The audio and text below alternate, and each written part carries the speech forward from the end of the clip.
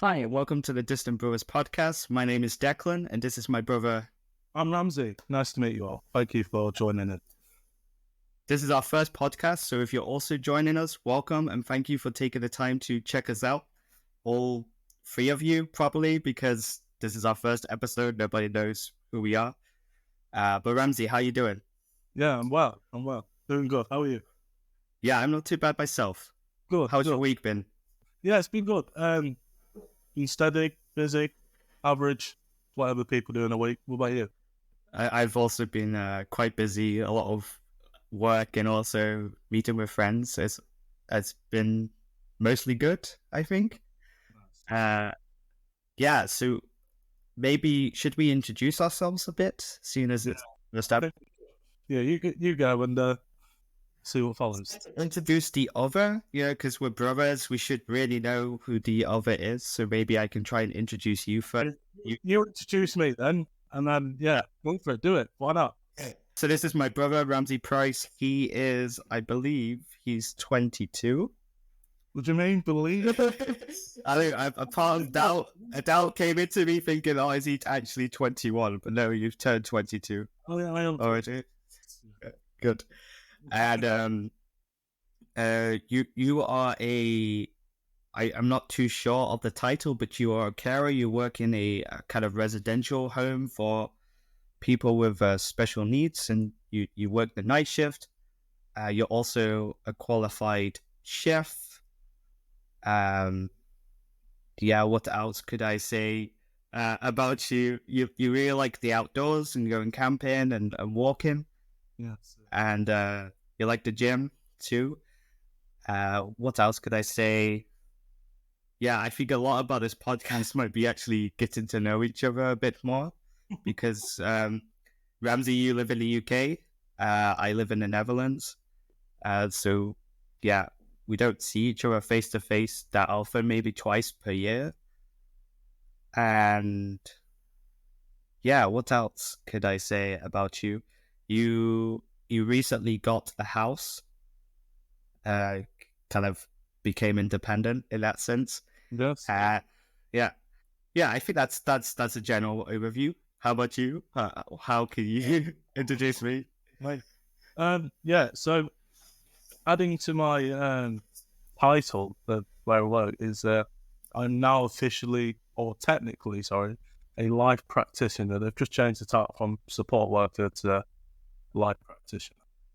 Congratulations! Is that promotion? It's not no promotion, mate. It's just, it's some things have changed, so that means the titles have changed to the name. Yeah. So this is Declan. He's my brother. As it goes.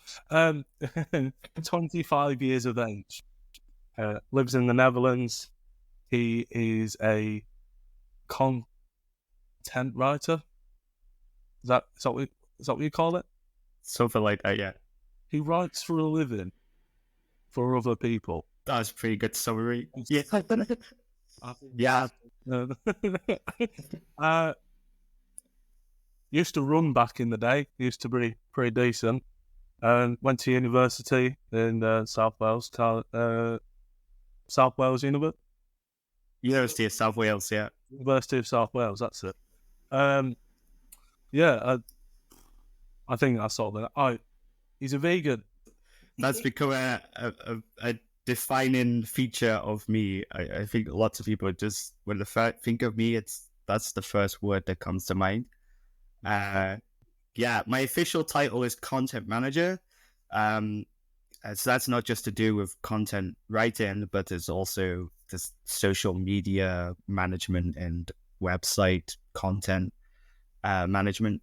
So yeah, that's my role, and yeah, that's that I guess starts to put together why we've called ourselves the Distant Brothers. First of all, because we both kind of struggled with explaining who the other person is. Yeah. Secondly, we live apart, so it's a literal distance. But thirdly, we are quite different. Like you said, I went to university. You didn't go to university. So we've kind of chosen different paths in life too. So why don't we talk about when we think our paths kind of diverted? When did we? Because obviously we grew up together. Yeah. So I believe like things started to separate when you went to college. So after finishing school, because you didn't go to college in like close by. You traveled what, an hour's journey, if not more, however long it took to get to college itself. So like you were gone in the morning, but by the evening, I mean I was still in school, but so I didn't really see much there. And then as time went on in college, you became vegetarian, and life changed for you, mate, and you were like this different person, and not in a good way, not a bad way. You meant different in, yeah. Um, I think that's where it became separate, and then I feel like we just kind of did our own thing. Then obviously I went to college, you was in university. Um, we were just doing whatever we were doing. You was in uni for 3 years, so that's 3 years in Wales. Still not close in. So for a long time, being apart has, I think it's just become normal. So when you moved over to the Netherlands, there was there was no like separation there. It didn't feel like anything was falling apart. It was like, this is normal. This already happened. Used to it. That's fine. Yeah. I know I'll see you again, and I know that we'll speak and talk to each other however often. Well, yes, I think that's the basis of it. So what you'd actually say is the separation started at least 6 years ago, but there was also 2 years before that where it already began to start. Yeah. Because I went to college when I was 16, and as you said, I would leave in the morning and then come back late at night, because oftentimes I would travel more than an hour. What I'd have to do is cycle to the nearest town, which takes 20 minutes to half an hour, and then get the bus from there to the city, which was an hour away, and then I'd have a night job to earn money, on the side, so I could actually afford to have this new lifestyle. A part of that was also, it costs money to get the bus to the college, and also get to lunch and all these kinds of things. And also the kind of subject I was studying, it from time to time required an investment of money. And, I was studying creative media production, and I wanted to have a camera, I wanted to have a tripod and all these kinds of things, which you needed money to save, because I didn't have any money, so I had to work for those. It's an expensive thing to do. Yeah, and we're experiencing that now, right? It started this podcast. We are starting this on a shoestring budget. We're being quite frugal at the moment. We're both using our laptops, which probably aren't the best. Well, it's good to use our laptops, but we don't have any specialist equipment. We're not using a specialist mic. The cameras, as you guys can see if you're watching this, aren't the best quality. But it kind of does the job, and I think, oftentimes when people are starting these projects, they have this perfectionist attitude towards them. That has to be perfect, otherwise it's too embarrassing to send them out. But I think also it's good to get the feedback, right, and see what works and what doesn't, and able to see what needs to be prioritized afterwards. I think after the recording of this episode, we'll see, if we need to work more on our video or more on our audio, vice versa. Maybe also thinking about how we go about in terms of planning the podcasts, because we've just kind of jumped on the call with each other for this one. we haven't really said, okay, this is scripted, and we're gonna talk about this, that, and the other. We're just seeing how it goes, taking it as it comes. Can I just say, it's important to start off small. I think if you think too big, I think you're gonna fail. If you aim too high, you're gonna fail because you're gonna think, oh, this is too much. I can't do this. This is draining. So it's important to just take it little steps at a time. Otherwise, you're going to overload yourself, and you're not going to want to do it, and then you won't do it, and then you'll just give up, and that'll be the end of it. And I think that goes with anything in life, isn't it? Like take it little steps, because otherwise you're just going to feel like you've done. The world's come to an end. And you don't want that feeling. It's little goals. Look, you might have a main goal, like this is where I want to be at some point in life, but have little goals along the way so you can see improvement and see where you go. Yes, so we as you said, about 6, maybe even 8 or 9 years ago, we started to divert, because up until that point we were quite similar in the terms of we hung out with the same people, we grew up around the same people basically, and you're a product of the environment in which you grow up in and how you surround yourself now. Obviously you and I are in different environments nowadays, but let's dive into why we made the decisions we did, which made us different people. For example, I went to university, you didn't. Why have you taken this path of for your career, that you didn't go to university, but you actually went straight into work after college? So the reason I didn't go to university, it wasn't because I didn't want to go. I did. I looked into it. I wanted to go. I also knew that if I did it, there'd be a hell of a lot of writing, and writing is not my strong point. And I get bored when I write. It's not like I can't write. I'm pretty sure I can write. I have to write occasionally, and it's I don't know. It felt like a big thing, and I was like, do I really need university to get places in life? And then it was like, no, I don't. So I then thought, I'm not upset that I haven't gone, or I mean, if I wanted to go, I can still go. Like there's still that opportunity. There's nothing stopping me or anyone for that matter. If you get to a certain age, you think, oh, I can't do that. You can. There's nothing stopping you there. But yeah, that's the reason I didn't go. Was the first thought was just because I struggled with writing. I'd probably end up being behind massively, and it probably wouldn't have gone as well as I probably would have hoped. So I don't, like I say, at the moment I don't regret any choice I made. But if I decide to change my mind, I can. But I don't think I will. But see what life brings. Yeah, I definitely hear your points there, and I also think it's this way of education where you go to university and you do lots of writing, you learn lots about the theory. I think oftentimes it's not always applicable.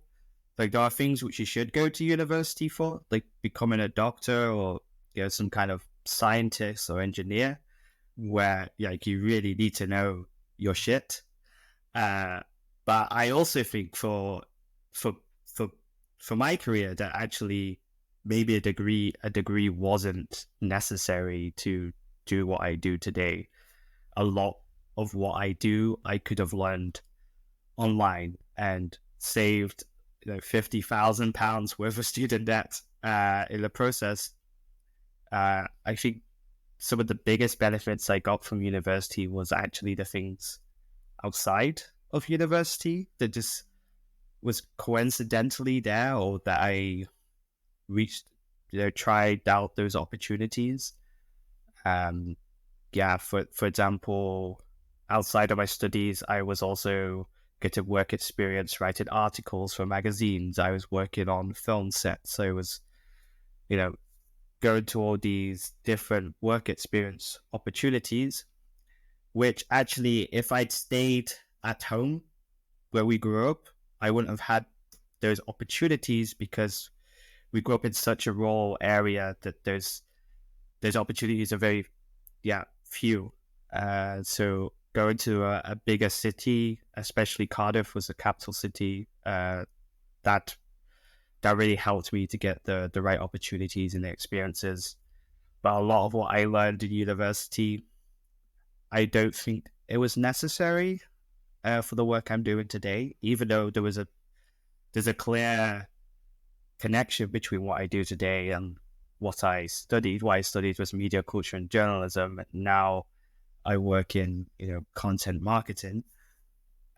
Yeah, I think there's a place for uni, but I think there's thinking of at 18 you should go to university because everybody else is doing it, because that's how it seems, right? It seems that everybody goes to university, and at the age of 18 you have to make a decision what you go to study, and basically make a decision for the rest of your life. But nowadays it's not necessary. Like you said, if it came to a point you want to go back to university, then the door's open for you. But if not, then that's also fine.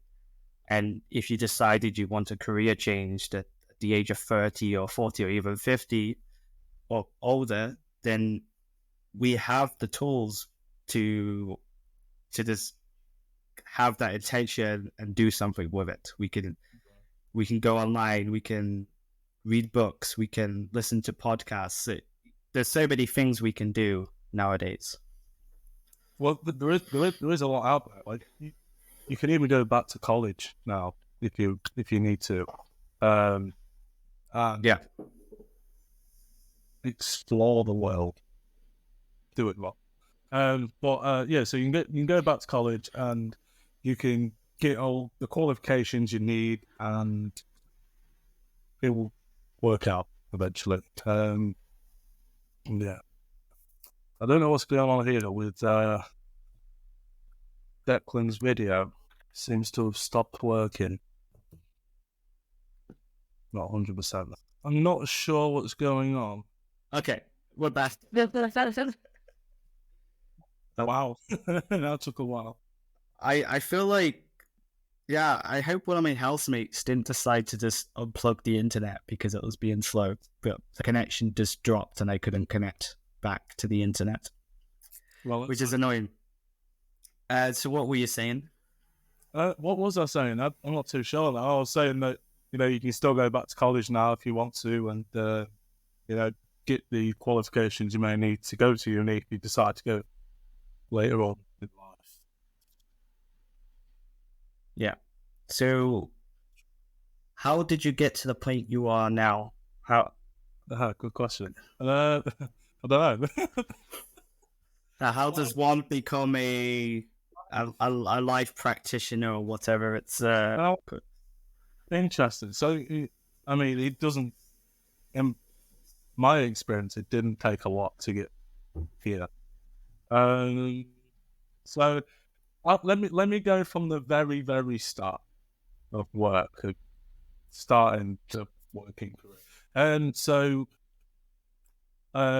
16 years of age. No, in fact, no, I'm going to go further. 13 years of age. My brother, I was 13, but Declan had been doing a paper round, and I then took over his paper round for 3 years. So by the time 16, I was then going to college. I then stopped doing the paper round. I then got a job where Declan worked in a kitchen as a kitchen porter, a pot wash, whatever you want to call it. That's where it mainly started. Declan was at uni, went to uni. I think was about a year after, or the same year or something. I started there. I can't remember. I think it was just before. Basically, uh, you started paper round and started as a kitchen porter for the same reason. Yeah. I was leaving to go to college for the paper round, and then when I was going to university, you basically took my job. So you started a couple of months before, so I could train you. So that makes sense, Yeah. doesn't it?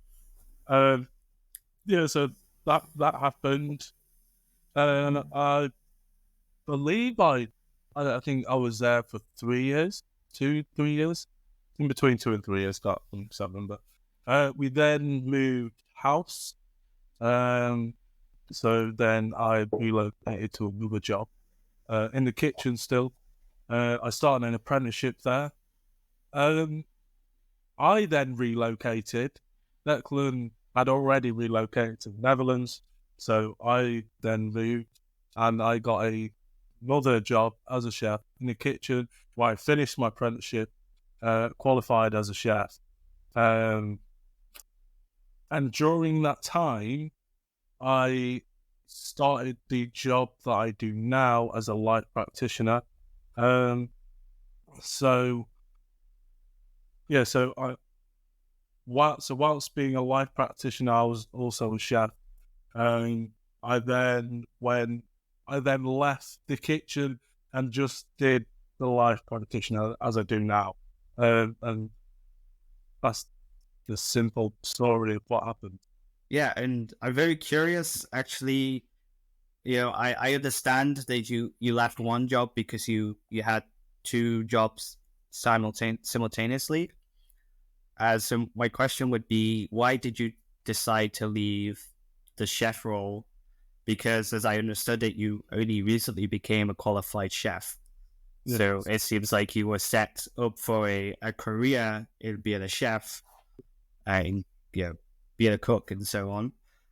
So why did you decide to then leave that job to become just carry on being a life practitioner? It was it got a lot of work. Like doing two jobs, just a lot draining in life, and I had to weigh up the pros and cons to which job I wanted the most. Although I enjoy cooking food, the atmosphere in the kitchen is just fun. Like the people, especially the people around you, just make it a good laugh. It's enjoyable, and I wanted to stay there. But this job became easier for me. It gives me more time to myself, more time to do things outside of work, and it just gave me more time in general. It doesn't, I'm guaranteed, if I choose to, I'm guaranteed every other weekend off. I couldn't do that in the kitchen. If I'd be lucky if getting a weekend off was a thing. Well, no, like I say, I enjoyed the kitchen, but I also enjoy this job as well. So I wasn't choosing a job that I didn't enjoy so I could have more time to myself. I still wanted to do something I enjoyed, and if I didn't enjoy this job, I would have stayed in the kitchen, because I think it's important to do something you enjoy. So that's why I chose my current job over staying in the kitchen, because more time. It's more freeing. I'm pretty much guaranteed holiday as well. If no one else has got it off, I can get it. Obviously, if I have holiday left over, but it's nice. Let's say I enjoy this job. I like to think I'm doing well in the job. I've been told I'm doing well, so this makes me happy. I enjoy it. Good. And so basically, to summarize, you chose for the one which offered the better work-life balance. Yes, exactly that. I did. I was trying to think of that, but it didn't come out. Yeah, better work-life balance. Yeah.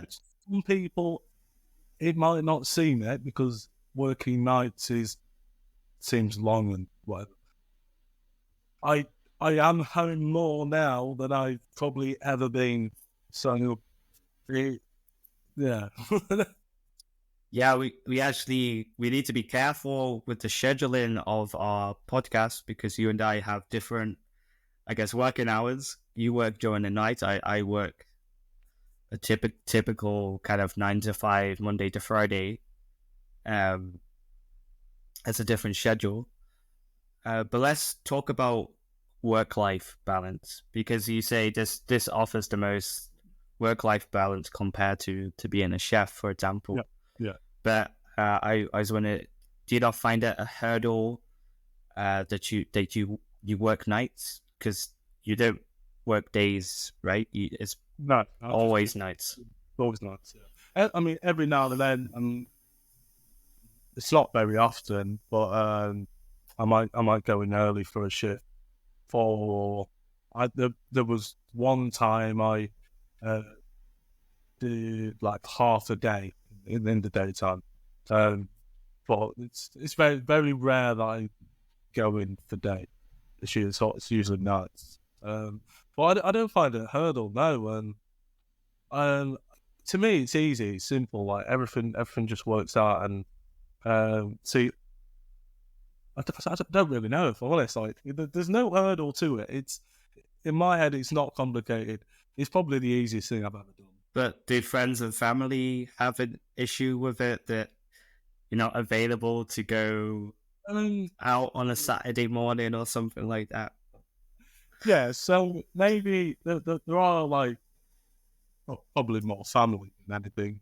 Uh, I that I'm not free because I'll be sleeping in the day um, or on an evening, like when people go and do things, I can't do it because I've got to go to work. Like if there's been a few meals I've missed that have been planned because I'm at work that night, so they'll be out for the meal, and yeah, so I've not been able to make them. To to me, it doesn't bother me that much. Like I don't feel like I'm missing out massively, but to them, it's like, oh, you can't be there. That's not good. But I know it's okay. Make up for the time, whatever else. So it does work out. Yeah, and when it comes to health, I find the sleep is very important in that. Does it affect your sleep, or have you found a sleeping schedule that works? It does and it doesn't. And I say this. So when I'm sleeping during the day, I'm asleep. When it comes to my days off and I'm trying to sleep on an evening, to get to sleep, I will usually just have to stay up all day. So been at work at night, come home and I'm staying awake so I can sleep on that evening and get up the next morning. Um, if I was to go to sleep during the day, if I'm not back at work that night, going to sleep that night seems impossible because my brain, it's now used to being at work on a night time, doing things, being active, listening out for anything. It's all there. But yeah, so it does affect me, but it doesn't. But I don't feel like I've had lack of sleep. If I get a little sleep, I don't feel like I always feel good, refreshed, and ready to start what I need to start and get on with the day. Do you pull an all dayer instead of an all nighter? Pretty much, yeah. And for some people, they're like, what do you mean? But instead, But how often are you doing that? how often? Yeah. Not too often because I also work a bit, probably more than I should be doing. But So were you working last night?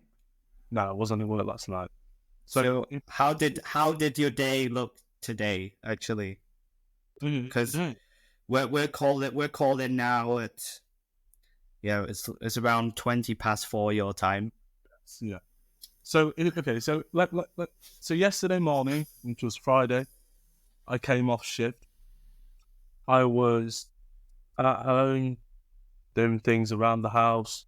like a normal person. And then yesterday evening, I then went to the gym. So I was there for a couple of hours. I came home, had some food, and I just chilled on the sofa, and then went to bed. I woke up this morning, got myself ready, went to the gym, couple of hours, come home, getting ready for this podcast. And here we are to this present time. So today you've had a somewhat normal day, and not necessarily normal for you, but normal for the average Joe. Well, yeah, so like safe for yourself. It's not for you to get up in the morning, do things during the day. Yeah. And then, so tonight I'm actually back at work. So I will obviously go to work tonight. When I come home tomorrow morning, I don't know what I'm doing. I know what I'm doing. I'm back at work tomorrow night, but I think I'm up to the gym tomorrow morning before I come home. So okay, I'll go after work. I'll come home. I'll sleep. I'll wake up, live my life, have food, do things that need to be done, and then I'll go back out to work. And then Monday will be the same process until Wednesday when I'm off. I'll be awake all day. So yeah, it's it's an interesting one. Well, I find it works for me. Some people may say, well, that's a bit too much. I don't know how you do it. It's not as difficult as it sounds. So what about you then? What about your work life? Yeah, my work-life balance, you mean? Yeah. Yeah, it's something I struggle with too, but for different reasons. Yeah. I find it hard sometimes to switch off because I have work which is all done on a computer essentially, and I try to go to the office often enough so I can be with my colleagues and socialize with them. Yeah, but also sometimes I work from home. Sometimes I work in other places. I have been in the UK and worked from there. And at the times where I'm not meant to be working, so let's say outside the 9 to 5, sometimes I will be thinking about work. You know, I'm thinking of like ideas, and then I have this trigger to kind of go ahead with those ideas and just open my laptop, start working on it, not really registering that I'm actually working or doing work. So I've tried to be more conscious of that. An example of the way I'm dealing with that actually is trying to leave my work laptop, more at the office and go into the office more often. So this weekend I don't have my work laptop here because I'm going to go to the office on Monday. So I thought, okay, end of the week I'm just going to leave it here because I theoretically don't need it until Monday. So that's one way I'm dealing with that. But also, yeah, I have projects outside of my, I guess what we could call my main job, because I also have this kind of freelancing, more of a side hustle thing going on, where I'm also offering my kind of services as a marketing and communications specialist as a freelancer. So that's also fills in a lot of the gaps of time where, yeah, you know, I'm not in my working hours, but I kind of am still in working hours because I want to work on building my own business. But I think I'm full load, working on my business is next to my main job, so that eventually I can go full time freelancing and can build a sort of freedom where I get to determine when and where I work and for whom I work. Those kinds of things. If you're with your freelance work, how long do you think it'll be until, say, like you are full time freelancing with your own business? Yeah, this is a good question because one could just say, "Hey, let's just go all in." Because I'm sure if I stopped working for my main job, those other hours I could invest that time into building my business and things might be okay. But I want to ensure I have some kind of security, especially financially. So I'm trying to determine how much month's expenses I should have saved up, so that when I reach that point, I can just go, okay, now I'm going all in. But also alongside that is making sure I'm building a portfolio of clients, and that those clients are somewhat, regular clients, so I know I'm gonna have work if I leave. So it's all to do with security. Right now, it makes sense to have to be employed, uh, because that's the stage I'm at in my career, and also in this job, I'm able to learn a lot on the job, which are transferable skills, which I can apply to my own business. That's good. I think you think you're the right way about it, rather than just like some people may just jump in and hope that they're going to get somewhere, rather than planning it and working out where they're going to be or what they actually want to do. I mean, actually, the reason I started my business is because at the start of this year, I lost my job. I found out I was losing my job because I was working for a startup, and there were money issues, and they just said, well, we don't see it feasible to keep you on at the moment. So I had to think, okay, what am I going to do? I was looking for a job, but also thinking, okay, actually, this is the kick up the butt, which I needed, because I always had this intention to, I guess, become my own boss and start my own business, but I just hadn't had the right circumstances to do that. But having this circumstance was a kick up the butt for me to actually get started. And I did take my foot off the gas a little bit for a few months this year, because I was still getting used to my new job and just a bit wary of having burnout. But now this last month or two, I've been really focusing more on my freelance business, because now I feel I have more energy to focus that time, because I'm well integrated in my main job.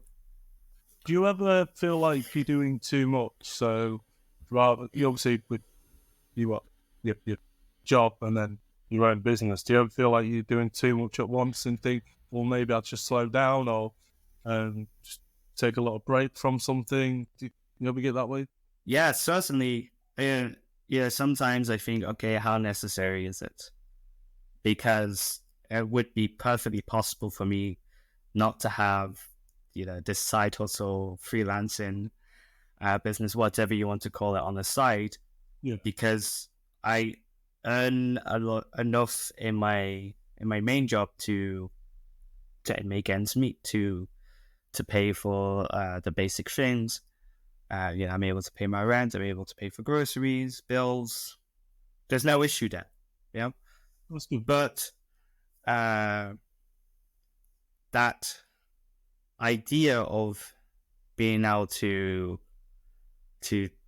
have that freedom of choosing when and where I work and how I do it, I think particularly because, I live in a different country, and if I only get so much holidays per year, and also a limited time where I can actually go abroad and work remotely, that I have to be very smart right now how I do that, so that I can visit family and friends who don't live near me. And I also find that, the more I travel, the more I meet people. I mean, it's like, well, I don't actually have the time to see them. But the kind of work I do is the work you can do remotely. So if I can do that freelance and I'm my own boss, then I can decide when I take a holiday and where I work. I can, if I wanted to, I could come and stay at yours for a month, that kind of thing. Or or yeah, or just simply rented an Airbnb somewhere in a country I've always wanted to visit or something like that, and not having this limitation of, oh, I only get 4 weeks holiday per year.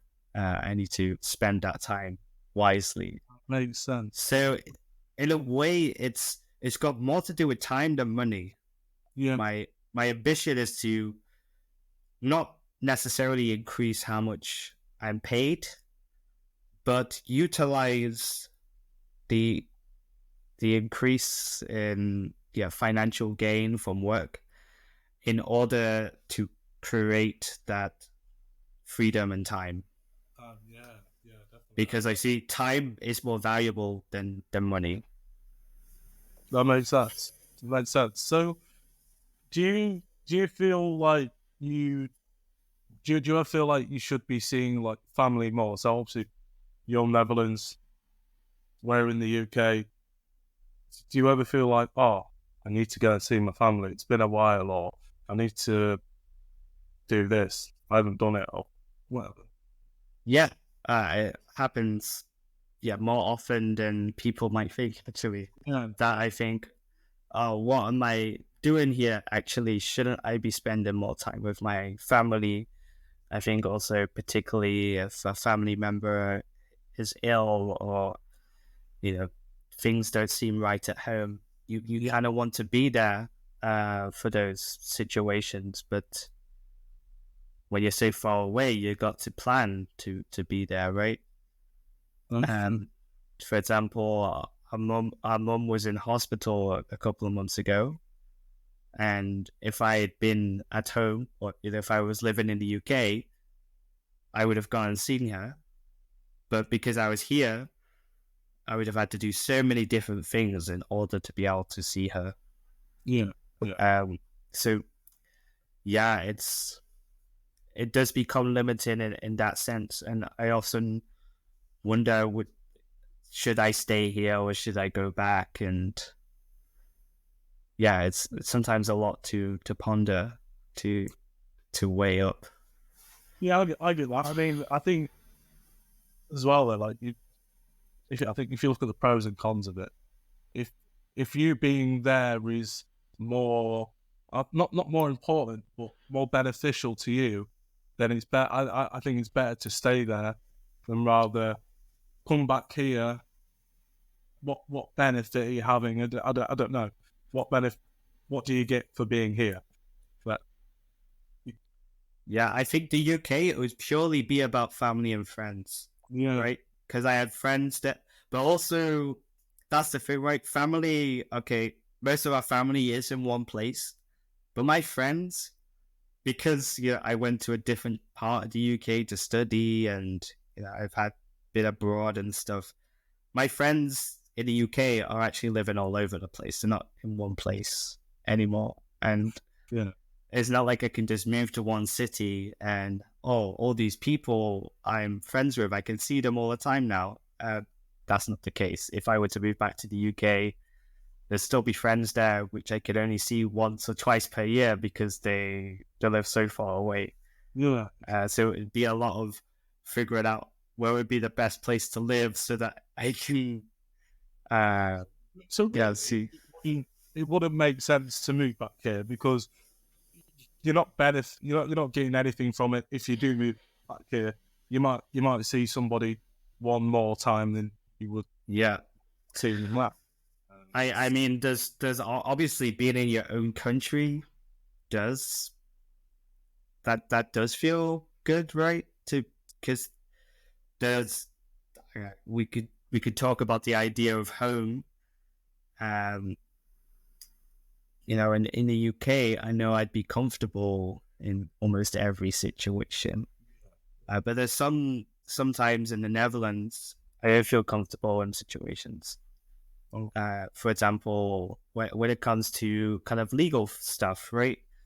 I'm quite passionate about the climate and social issues, but I'm a bit wary here to participate in, certain types of protests or actions, demonstrations, because I think, okay, if I were to be arrested, how would that affect my residency here? Whereas in the UK, I wouldn't be thinking that. I just get on with it, right? Yeah. So sometimes I think, okay, would that also be a benefit of going to the UK, that I feel like my voice can be heard more? Also because actually I don't have the right to vote in this country either. And I think I believe strongly in the kind of democratic electoral system, and that you should have the right to have the voice in how where you live is run. And so if I were to move back to the UK, I'd feel like more of a participant in the society. I still think, I've done a relatively good job of making friends here and making connections, and I get along well with people here. I don't feel too much difference. There are some cultural differences, but they're not huge, I find. And I speak the language, so that helps. But yeah, there's I don't feel Dutch, I guess is the thing I'm saying. Whereas if I'm in the UK, I feel like, yeah, I feel British, and I can connect with people on a deeper level, I guess. Yeah. Not that I can't connect with people on a deeper level here, but this is when you have more in common, there's just a stronger connection there. And people might be listening to this, well, why don't you just go back to the UK? And it's just like, well, actually, the longer I live here, the more integrated I become, the more it feels like home. But certainly when you move to another country, at first, there's that alienation, right? And I think this is one of the reasons why a lot of people don't move to another country. They think, okay, how am I going to fit in? And I also came at a time which was probably the worst timing, because I moved and then the pandemic happened. So I spent a year and a half, 2 years quite lonely. And it's only in the past year and a half that I've started making connections and friends, and feeling like, oh, I'm actually I'm part of a community here, or communities. There's different communities I'm part of, and there's a reason to wake up in the morning besides work, because that also a thing. My first 2 years living here, I'd say that it just felt like my life was just work. That I'd wake up, do work, and in the evening I wasn't doing much because there wasn't opportunities to go out and meet people. So yeah, so it's been a journey there, I think. That's good. I don't know what else I can say to that, if I'm honest, mate. I think you said a lot. Said a lot there. I think the most important thing is are you happy? Are you happy doing what you do? And do you, as long as you don't feel like you need to change it, and if you do change it, for the better, rather than think, oh, I wish I did that, but now I'm doing this. Yeah, I think if an opportunity comes along, you like the idea of it, you should take that opportunity, right? Because otherwise you'll think years later, why didn't I do that? And the opportunity came up for me also. I said it was bad timing because of COVID, but it was also good timing. I hadn't long graduated, and this opportunity came up. It seemed good for my career. It was a different experience to go to another country, and also we're from the UK. Brexit was happening, so it was actually one of the last opportunities to move to a country within the EU without having to go through all this visa process. Because back then I still had the right to move to another country, whereas now you and I have lost that right. That also holds me back, I think, from going back to the UK. Is this for if I choose to go back, then and decide, oh, actually that was a bad decision, then I couldn't just move back here straight away because the whole process of doing that has changed and it's a lot more difficult. So I would have to have better reasons, maybe a sponsor for work and these kinds of things. Yeah, that's good. Well, it's not good, but you've been able to speak about it. Not, it's good I took the opportunity, but what's not good is our opportunities have been limited by Brexit. I think it's a first world problem, right? But I would also like it if there was another country, like I'd say I wanted to move to Germany or Sweden or another country within the EU, to work there and just do the same as I did with the Netherlands. It would be very difficult to do that now because we don't have that right anymore. So now it's not like you can just decide, well, there's this opportunity, let's go with it. You can see an opportunity, but then you've got to put lots of planning in it, and that costs time and money and everything. So the barrier to entry is a lot higher, but that's what we chose as the British people, I guess. Apparently so. Well, I think even though there are more things like a bigger process to do it, I don't think that should stop people. I think if you really, if you get this opportunity to do something and say to move to another country, then just do it. Like, rather than thinking, oh no, it's going to cost me this, all this work to fill out, I need to be able to have that to do this. Just do it, because if that end goal is something you want to do and you're going to be happy doing that, then do it. I think that's it depends how long term you're thinking. Like if you know that you want to go to another country and you'd want to stay there long term, then you'll put in all that extra effort. But let's say you want to just live in a country for a year just to have that experience. It's not really a long term thing. It's just a case of, oh, I wonder what this is like. Then you think, okay, I need to apply for a job, and then that's where you hit your first hurdle already, because most vacancies will say you must have the right to work here, and that right in an EU country usually means you have to be an EU citizen. So that already takes loads of job opportunities away. So you have to be a trained person, a highly educated person, somebody with a certain salary range. I mean, there's probably other exceptions for certain industries, but there's criteria to meet. Yeah. That's bad. Anything else to say? Yeah, why are we starting a podcast, actually? Why are we starting a podcast? Yeah, I mean, we're quite into this one already. We've been here almost an hour already, I think. We've been leaving it to the end. Wow. Well, so I don't know. For me, it's just starting something new, experience something new, and just taking on something different. This isn't normal for me. This isn't something I do on a daily basis. I don't speak. We don't speak to each other on a daily basis. We don't speak to them on a daily basis. However big the audience is going to be, this is new. One person, I'll be happy. 10 people, I'll be excited. It'd be really interesting to see how many people want to listen to our life, because, I mean, especially this first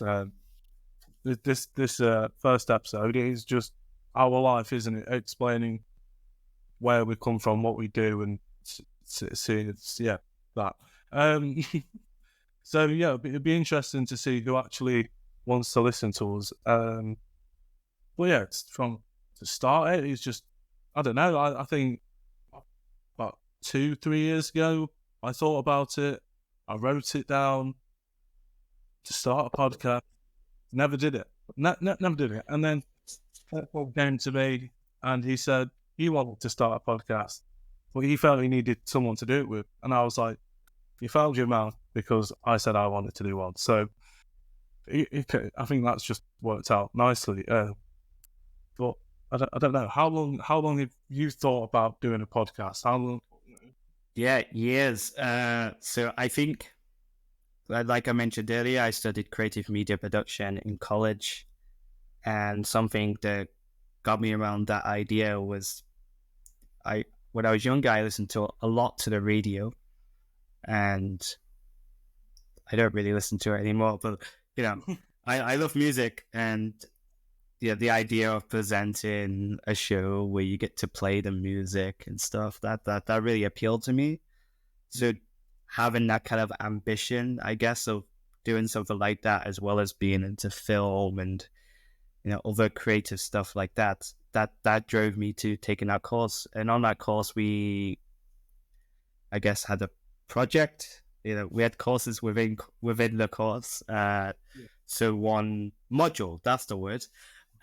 We had a module on radio, and as part of that module, we learned, how radio works, how you write a script. Also, we were working in a studio. We learned how the different soundboards work in the studio, and that's when I guess had my first presenting experience. And also, during college, I volunteered at a local radio station, so I had some experience there. That was more radio. It wasn't really podcast. I wasn't really thinking of podcasts back then. That was 2014, 2015 kind of time. Wow. Not long ago. long ago. But then I think the first time I thought of doing a podcast was when I was in university. At this point, I trying to remember, I think it was my first year, so it would have been maybe like spring 2017. At that point, I'd really got into listening to podcasts. I just going for walks or bike rides and just listening to podcasts. I thought this is a very convenient way to learn about different subjects. And so in that time, I was like, I guess the same way as I did when I was younger with the radio, I was kind of fantasizing. Fantasizing is the word, but imagining myself doing the same thing of being on a podcast and interviewing guests, and so that built a passion in me, or the idea to do that. And also in my university, we had a group project to make a podcast together, and the podcast was about, we were interviewing people in the creative industries on different things, and when we had to put those together, I think we were in a group of 4. We put our interviews together and made segments introducing each one, and in that we also learned about using the equipment and the software, none of which we have at our disposal right now, but it would be very convenient if we did have it. But I remember after that experience thinking, I'd like to work on this and make something. So that was in 2017. Now it's 2023. So time's going on. And in that time, my time listening to podcasts has only increased. On my daily commute to work, I listen to podcasts. And I think it's very interesting now that there's such a low barrier to entry, that if you want to be on a radio station, for example, you used to have to be really good. You need to be very good at presenting, good technical skills, all these kind of things. But now you could literally start with your phone with a podcast and go live. And I think some of the technical stuff I'm well acquainted with podcasting. But the thing is, theory only gets you so far, as the line goes in Oppenheimer. I don't know if you saw that film. But is there any point into practice that you're able to figure out what works and what's good?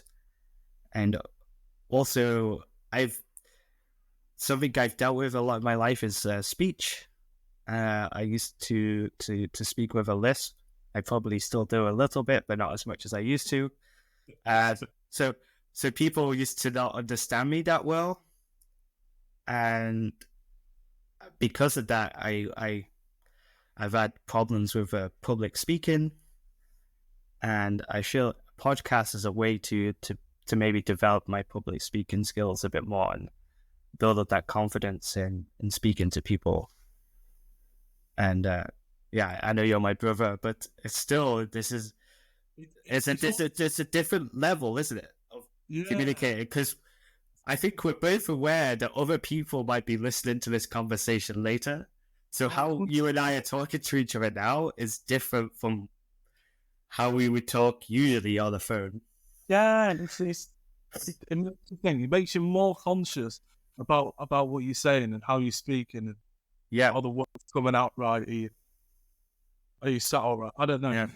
I mean, I've moved a lot in this podcast. I think also sometimes when I become conscious how I speak, like I'm doing now, that actually makes it so that more mistakes arise from my speech, and I end up jumbling my words up and stuff like that. That's what I find, like, with speaking, is sometimes you've got so much up here, you try and say it, but just either doesn't come out or it comes out as a jumbling. You don't know what you're saying in the end. Or there's a word you're thinking of, and you can't get to the word. You know there's a word with a specific meaning, but you can't just pick it out. I have this often in meetings where I know a word for this, or I just can't get it. So I just kind of figure out what to say instead, which would have somewhat the same meaning, but actually there was a particular word that, as soon as I made up another way of describing what I wanted to say, I remember the word. Yeah. But I think that's got something to do with my ADHD. So much going on.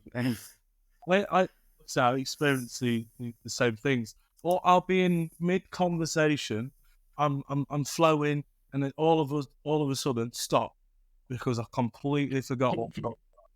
No idea what's going on, and I'm like, hold on, what was it? What was I saying? And then I'll then get refreshed and we'll carry on the conversation. But there's been times where it just goes blank. You don't know what you're going on about. Sometimes you might just stop, carry on, do something, start something else.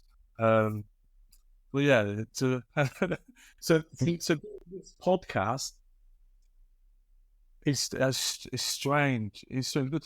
Like you said, even though we're brothers, it's not like we're on a phone call. No. We know that there are people going to be listening to this at some point in life. It's almost like being on stage, isn't it? Yeah, it's just nerving. We're both sat at our own home. We're both surrounded by things that, we're comfortable with. Yet the one thing of knowing that other people who aren't even here are going to listen, and, there are going to be things said that maybe we don't want to be said, but we need feedback, so give us feedback. Yeah, definitely give us feedback. If you have an idea what we should talk about, maybe to explore some of our the different dynamics between the two of us, or if you have any idea of what kind of software or hardware we could use which would improve the quality of our podcasts. I mean, like I said, we're doing this on a shoestring budget, so we don't actually have that much money at our disposal to invest in this. But Ramsey, maybe you can say how people can support us if they want to. If you want to support us, well, we do have a Patreon, the Distance Brothers podcast. You can download Patreon on your phones. I believe you can get it on like your laptops, computers as well. Yeah, you use it in a browser. I think it's also important to highlight that like Ramsey doesn't even have a laptop. This is why he's talking about apps, because he doesn't know when you can do it on a browser. Because for me, I think Patreon, surely you use that in a browser, but yeah, for you use it on your phone, it seems. Yeah, fine. So at the minute I'm using my partner's laptop because I don't own a laptop. I've never felt the need to own a laptop. So, and suddenly you have this need. Anyway, I will need a laptop at some point in life because I have things that I need to do that involves a laptop. So that will come eventually, but we'll see. If you want to give us a follow over there and see what's coming up, see what we're going to be talking about, and see different content and little spoilers. Yeah, so in this first series, I think we're starting with 5 different episodes. And then after that, we will evaluate how it's gone and see where we go with it next. But yeah, we're just trying it here, seeing how it goes. It's something we both wanted to do, so here we are. That's it. I think we've spoke a lot in the past over an hour now. So this will be interesting when it comes out and see what the final thing is. I mean, considering we've managed to do this episode without planning, I think we've spoken for quite a while. Because I had this feel that we'd start off with say, welcome to the Distant Brewers podcast. What do we say now? Well, it seems to work out, doesn't it? So I think once you get started, things can just flow, and it works out. And yeah, for sure. To me, right now, I think this has gone well. For the very first episode, there probably could be some improvements, but right now, at this moment in time, I'm happy. Are you happy? Yeah, I think I'm happy. I also, as preparation for this, I made a little playlist on Spotify of podcasts, which I sometimes listen to. And I made a playlist of the first episodes of those podcasts. And I thought it was quite interesting to get an idea of how do people start podcasts? What do they do? Yeah, a lot of them do feel a bit unplanned and spontaneous. So that was reassuring. I think also, the quality also doesn't have to be perfect from the start. So there's a lot of potential to make this podcast great. But this is the first episode, and I'm quite happy that we've pressed the record button and that we're sending something out to the world. What would you say to the people who have managed to get this far in the podcast? Because it's quite a long time and dedication to listen to a podcast this long. If you've listened this far, this hour, then you've done well. And you've got some patience, I believe, and it should be good. And we look forward to you tuning in next time, and whatever happens. If you have any feedback, give us the feedback. Anything good, anything bad, let us know. It'd be important. Be appreciative. And that's it. I don't think I have much more to say, if I'm honest. I think maybe if you've made it this far, give us a comment on one of our Instagram posts and say orange is the best color. That's my favorite color, so I think that would be a test to see how many people have listened to. That was even people aren't gonna know that unless they've listened this far. That's far, yeah. It's funny because that is actually one of the defining things of me too. That people say orange when they say, describe Declan orange, because I'm wearing this jumping out, which is quite dark compared to orange. But a lot of the things I own are orange, and orange is my favorite color. So. Brightly coloured. I feel as though every time I see you, I mean, you're always wearing an orange coat for starters. You've got an orange coat with some colourful straps. So it must be not to be missed. I thought I'd go a bit more laid back. Also, it's quite it's all we're in the middle of autumn now, so it's quite fitting to wear this jumper, I think. You didn't want to stand out too much.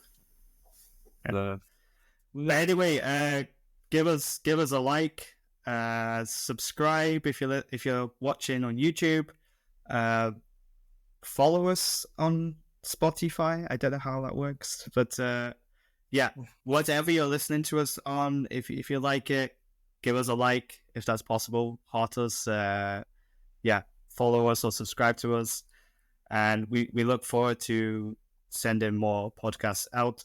How often are we going to have these podcasts out, Ramsey? I'm not too sure. I think it depends on how well this one goes. I think we should already have. I think we should already record one next week, ready for the week after, because we're recording this we're recording this a week in advance of the release date. So one a week. Yeah. So I'd like to think when this episode goes out, we've already recorded the next episode. Yeah. So I think we're aiming for every Saturday. We're not sure about time, but some point on Saturday we'll release this.